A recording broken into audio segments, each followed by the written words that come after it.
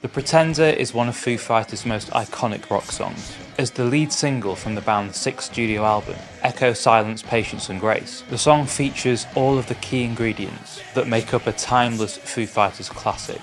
An unforgettable guitar line, impassioned, intense and defiant lyrics, delivered with a level of conviction that only Dave Grohl can muster, and a chorus that is regularly sung by somewhat 90-odd thousand ecstatic fans every night. And that's nearly 18 years after the song's initial release. The Pretender is arguably the Foo Fighters' most exhilarating up-tempo stadium rock anthem.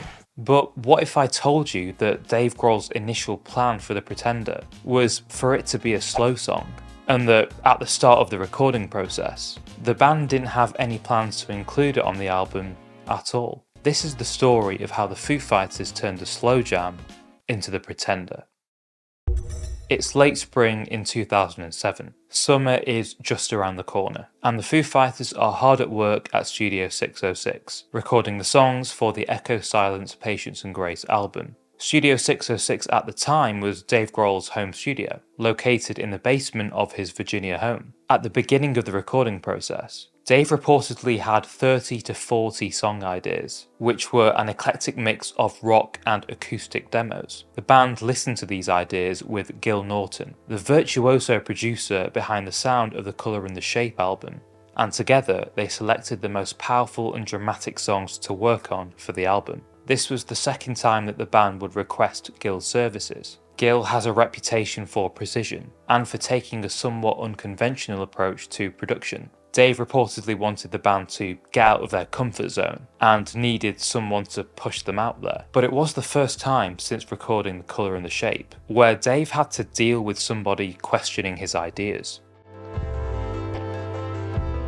The initial concept for Echo, Silence, Patience and Grace was a direct response to the album that preceded it, In Your Honor, a double album that was divided into two discs, one with full band rock tracks and the other with stripped down acoustic tracks. This was something that Dave insisted on at the time, and as a result the band played two very different types of shows on that tour. This was to accommodate the two different styles. However, after heeding the advice of Clive Davis, president of the band's label RCA Music Group, Echo, Silence, Patience and Grace was to be a single album, with both acoustic and electric tracks, carefully sequenced with the help of Gil, to provide Foo Fighters fans with a listen that was both varied and interesting in style but cohesive at the same time. However, after working on these ideas for a few months in the studio, the band were yet to write that big rock song that they wanted for the album. When beginning the recording process for Echo, Silence, Patience and Grace, Dave had the intro riff and chorus pattern for what would eventually become The Pretender. The Pretender was a riff that I was fooling around with as we were recording Echo, Silence, Patience and Grace. It wasn't a song that we came into the recording process with.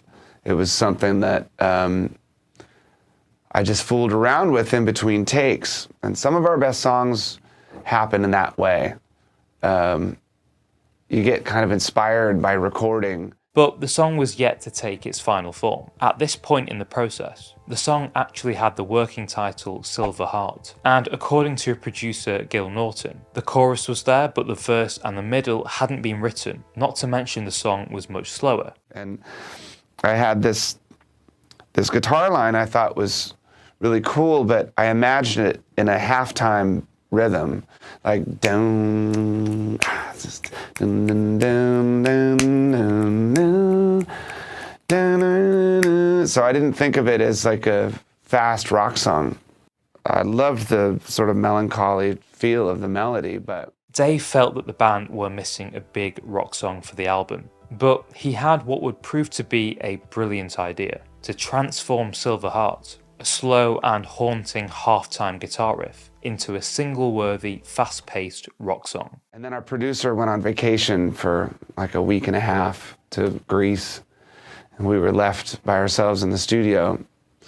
And it was then that I thought, you know, we need a big rock song. And I love this melody, but how can I pick it up and turn it into something that really sounds like the Foo Fighters? But how did Dave achieve this? Well, Dave often speaks about how he writes songs on the guitar in interviews, taking an unconventional rhythmic approach to the instrument and treating it more like a drum set rather than a guitar. Do it. I don't know what any of the chords really are. I know the basic chords. But the way I look at a guitar is like a drum set. I look at the lower strings like they're kicks and snares, and I look at these like they're cymbals. Really? So when I play, it's almost like a kick snare pattern.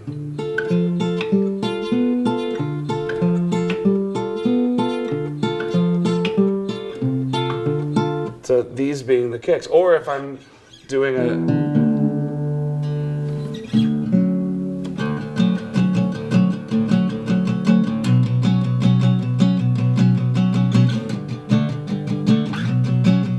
accentuate that like it's a kick or snare pattern. It's so funny hearing you say that because it makes total sense from a drummer's perspective how your riffs come about. Yeah. Dave used this exact approach on The Pretender, mirroring the kick drum pattern with big open chord strokes, with Chris Shiflett playing a 16th note Chuck Berry inspired pattern, a bit like what the hi-hats would do on a drum set. And I like it when a riff has parts that shoot back and forth and give space, like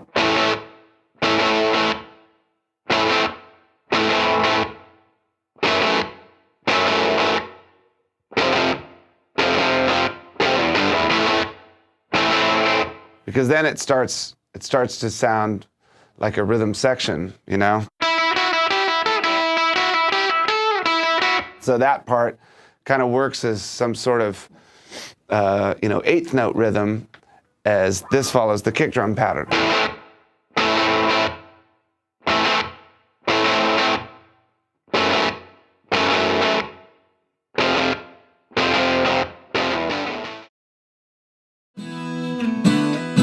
The higher notes, it's almost like when you're playing the drums, when I play the drums, like in a verse, I'll play tight on a hi-hat or on a ride or something like that. But then when the chorus comes and I want to open it up, I'll wash on a cymbal, and just to give it this lush, like whoosh, like it sound like waves or a washing cymbal.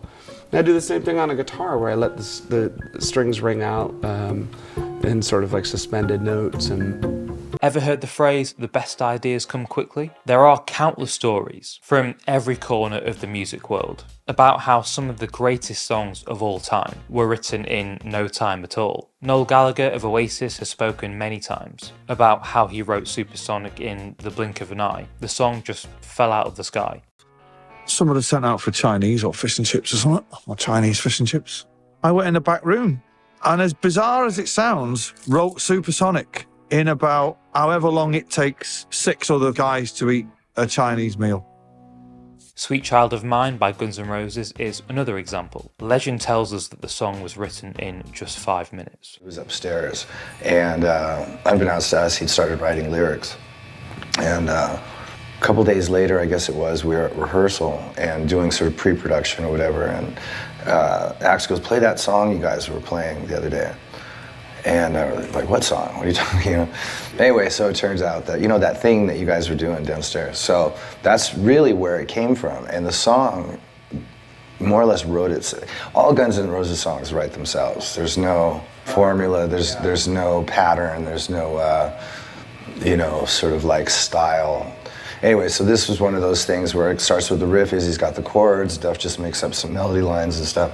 And then Axl started singing it. And it really, the entire song sort of came together that evening. Okay, in reality, it was probably a bit longer than 5 minutes. But what does this tell us about great songwriting? Well, the best songs come when you have a spark of inspiration and you work quickly to capitalize on that idea. And that's exactly what the Foo Fighters did with The Pretender. With the other riff at the same time, and it's like da-nat, da-na-nat, da-nat, da-na-nat, and constructing those things so that they all sort of hit at the same time just makes for a more powerful piece. We put the whole thing together in like 5 minutes, and then we recorded a demo of it. Our demo version wound up being the basis of the recorded version, like spontaneous thing.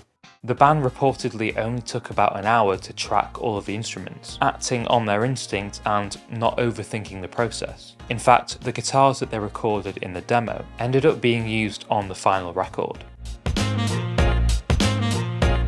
Dave Grohl once said that working with Gil Norton was an exercise in patience. If the spark of inspiration that you're looking for doesn't come straight away, that's okay. Just move on and revisit the idea later with a fresh perspective. I remember at one point Dave came in because Nate had been doing bass without Dave around, with just Gil. And at one point, Dave came in and was like, a little bit like, wow, what the hell's going on here? What's up? It's a bass solo on everything. And Gil was like, just live with it for a little while. And he did, and then he got his head around it, and he loved it. And I was very happy because I think you need to have cool, moving, interesting bass lines to make songs kind of interesting, you know. Without patience, I don't think the Silverheart demo would have become the Pretender that we know and love today. When you actually stop and think about it, it was the best part of a few months, from the moment the idea was brought into the studio for the first time, to the moment it was eventually transformed into a rock song. The Pretender is a song that could easily have never been, but as a result of the band getting out of their comfort zone, working quickly when inspiration came, and not giving up on an idea, The Pretender, the song that we know and love today, is out in the world. Special shout out to the late Taylor Hawkins, who did an exceptional job with the drum track on this song. Just blows me away every time I listen to it. Rest in peace, you legend. Do drop this video a like if you enjoyed this amazing story, and leave a comment if you learned something new. I would love to hear from you if there were any interesting facts or tidbits that you didn't know about before you watched this video. And with that said, thank you ever so much for watching, subscribe for more content like this, and keep watching for a link to another video that you might be interested in watching next. Bye for now. There's really sort of immediate